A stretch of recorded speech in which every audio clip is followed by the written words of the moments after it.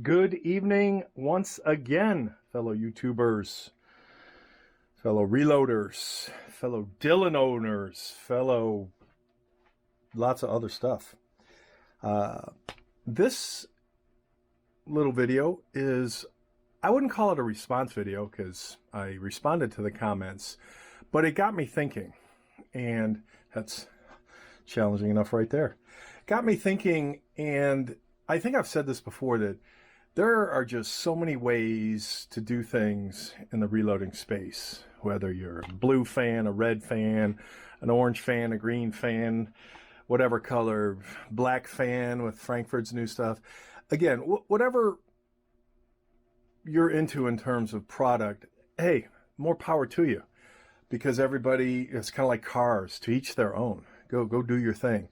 But this comment was, and I built this machine about 2 years ago, and I'm always fine-tuning. In fact, I think you saw some recent stuff about, or maybe I haven't even published it, about bullet feeding and whatnot. And this particular video is because of something somebody stated in a comment section from recently, from 2 years ago. So again, the video was 2 years ago, their comments were the other day. And it just got me to thinking about what I'll call choice, and reinforcing the space in the choice field of reloading components. Because if you've watched my channel, you know I'll go out and do stupid things, you know, like buy the Hornady Case Prep Center when it's the last thing in the world I needed. But yeah, I was interested and I wanted to try it out. So, you know, that's my thing. Somebody else could say, oh, what a waste. And I get it.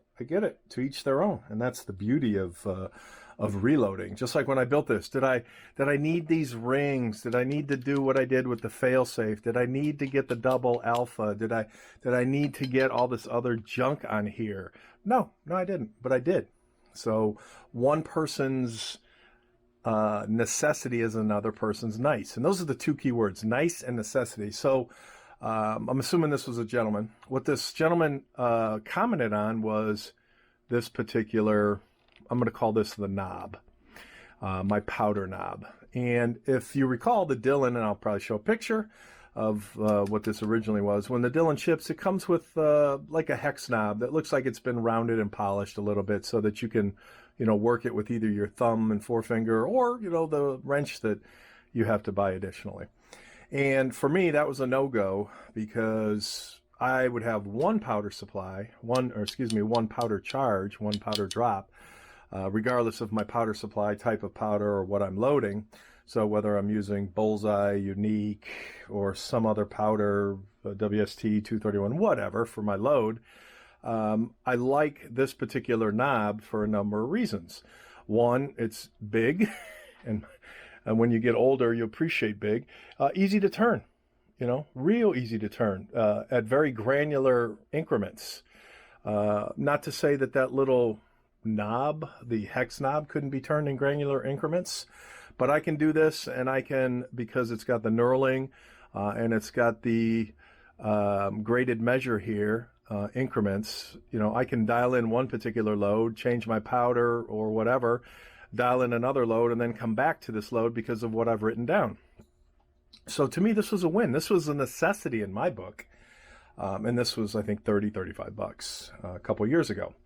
And beautifully machined. One piece of stainless, CNC'd all the way through. Just, you know, hey, that was a key win in my book.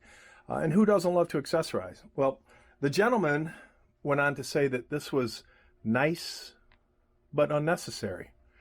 And from his perspective, that's a correct statement from his perspective.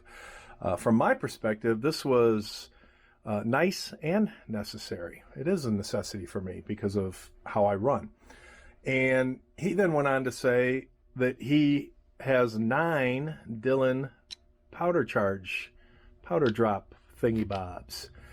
And to me, that's nice, but not necessary, because I wouldn't know where to put 9 of these things. I don't have enough room for the one I have. So, you know, for him to say that this $35 item is nice but unnecessary, and that he can turn these, the powder charge with his thumb, hey, that's great, and more power to you. But then to go on to say, and I have 9 powder drops, again, to me, that's unnecessary because according to Dylan's website, these are $120 a pop. So 9 is just under 1,100, 1080 plus, tax. My tax rate is over 10%. So 1080, that's $108. So we're talking $1,200 plus shipping. Let's just call it $1,250. So for $1,250, you could have 9 of these powder drops from Dylan. And maybe they're cheaper somewhere else. I'm just roughing out a price.